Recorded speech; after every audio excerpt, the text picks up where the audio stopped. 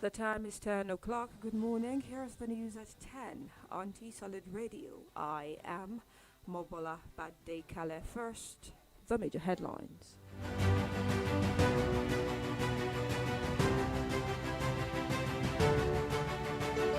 Federal government ASURism fight on payment platform as fresh varsity strike looms. Benin Republic files fresh charges against Sunday Igboho.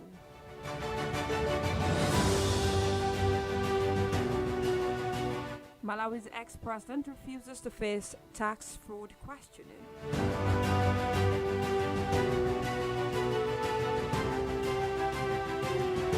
And in the world of sports, 8 Nigerian athletes undergo out of competition test OCT in Japan.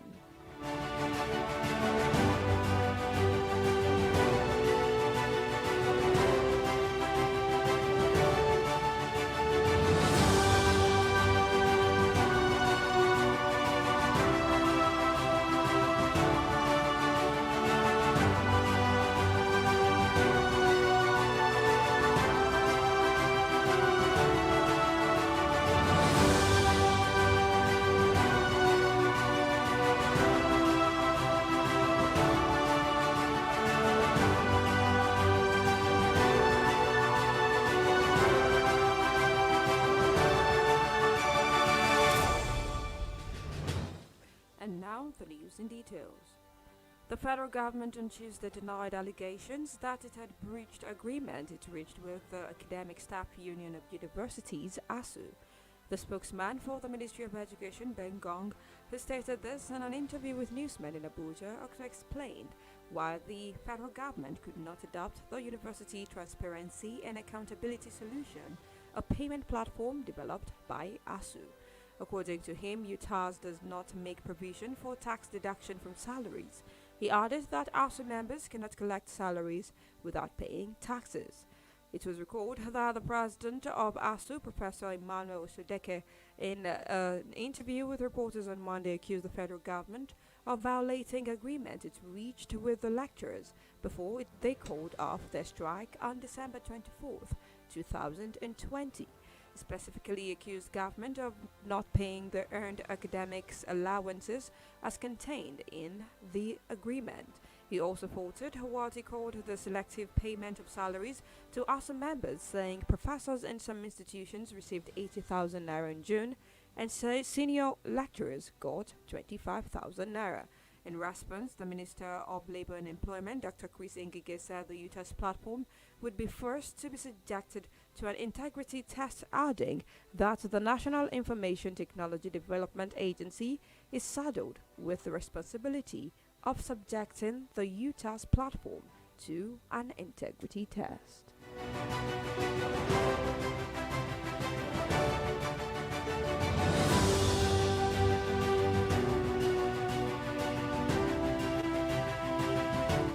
The police and the Federal Road Safety Corps (FRSC) on Tuesday urged Nigerians to stop offering their officers a bribe and to report any officer who demands a bribe. The two agencies were among participants at a one-day virtual stakeholder dialogue on effective and sustainable strategies for curbing retail corruption organized by the Presidential Advisory Committee Against Corruption, PACAC. PSCSC Executive Secretary Professor Sadiq Rada says citizens have a critical role to play in ending retail corruption, most of which occur in form of bribery. He believes retail corruption can be reduced when citizens are law-abiding and comply with the rules, and when institutions play their roles effectively. Rada, however, called for the deployment of technology to automate the processes that are prone to abuse. He added that government agencies have a duty to provide quality and efficient service delivery to achieve a system where average Nigerians would not need to cut corners or get frustrated.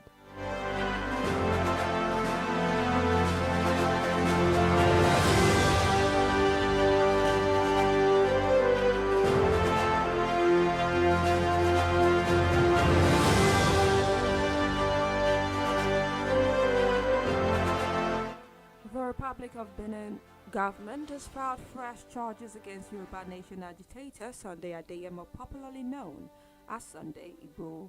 One of Igboho's lawyers, Ibrahim Salami, disclosed the new charges after Monday's night's hearing, where Igboho was ordered to remain in police custody in Benin Republic. Before the hearing, Salami had said the legal team was expecting extradition charges from the Nigerian government against the activist, but however, he said Sunday Igboho was confronted with fresh charges when he appeared in court.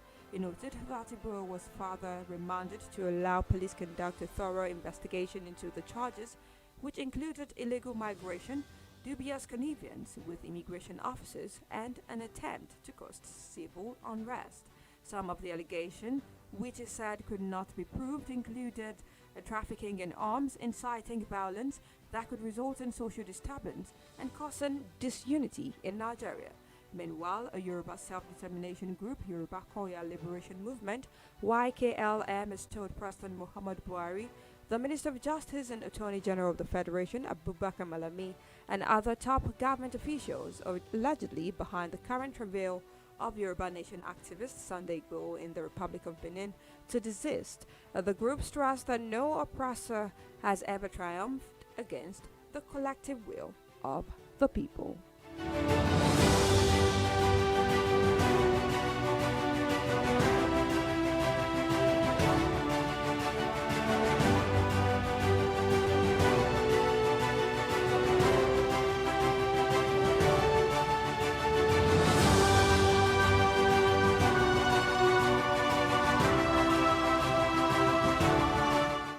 You're still listening to the News at 10 on T-Solid Radio. Still to come is the foreign and sports news. Do remember that you can download our app T-Solid on Play Store. Log on to www.tsolid.tv. You can also follow us on our social media platforms or at T-Solid Radio TV.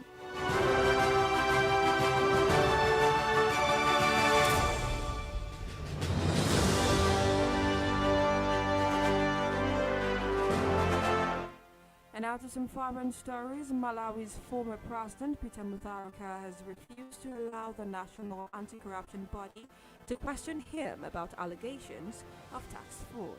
Under Malawian law, presidents are entitled to import goods without paying tax, but eyebrows were raised when $6.6 million worth of cement was purchased tax-free in 2009 using President Mutharika's exemption code.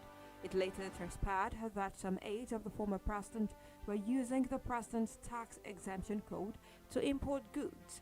The latest statement from the Anti-Corruption Bureau, ACB, says it intends to interview the former president, but he released his own statement saying he had a right to remain silent. In a statement, Mr. Mutharika claimed he had already been questioned by police over the matter last August.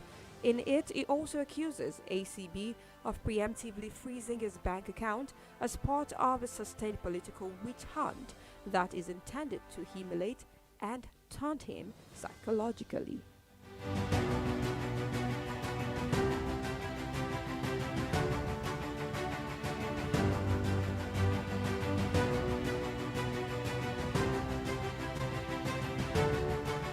Former United States President Barack Obama has joined NBA Africa as a minority owner. It will help advance the NBA's social responsibility programs.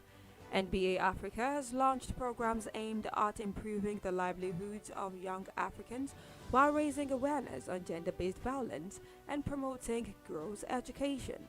President Obama will be a strategic partner and use this to fund his foundation's youth and leadership programs across the continent.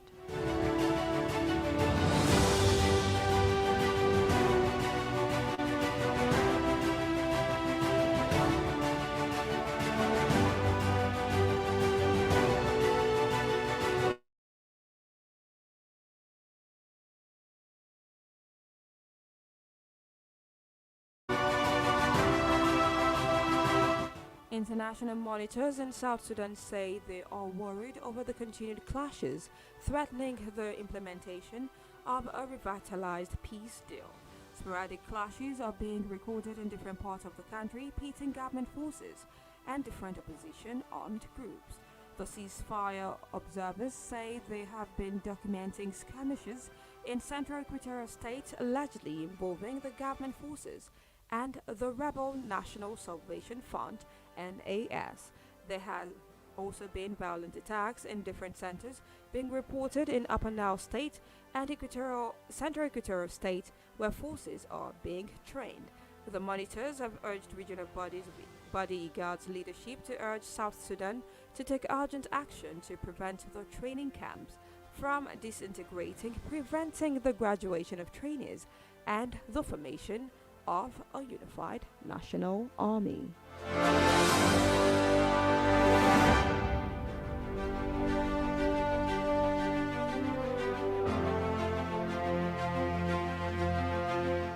German drug maker BioNTech are planning to develop its first malaria vaccine and begin clinical trials by next year. The ambitious turnaround this time is to the mRNA technology used to develop the Pfizer and Moderna coronavirus vaccine under 1 year. The only approved malaria vaccine, Mosquirix, took scientists at GlaxoSmithKline more than 30 years to develop. But while it's been reported that malaria has killed more than 400,000 people annually, most of them children in sub-Saharan Africa, which apart from vaccines and pills, countries including Malawi, Tanzania and Kenya use drones to find mosquito breeding grounds and kill the larvae before they hatch.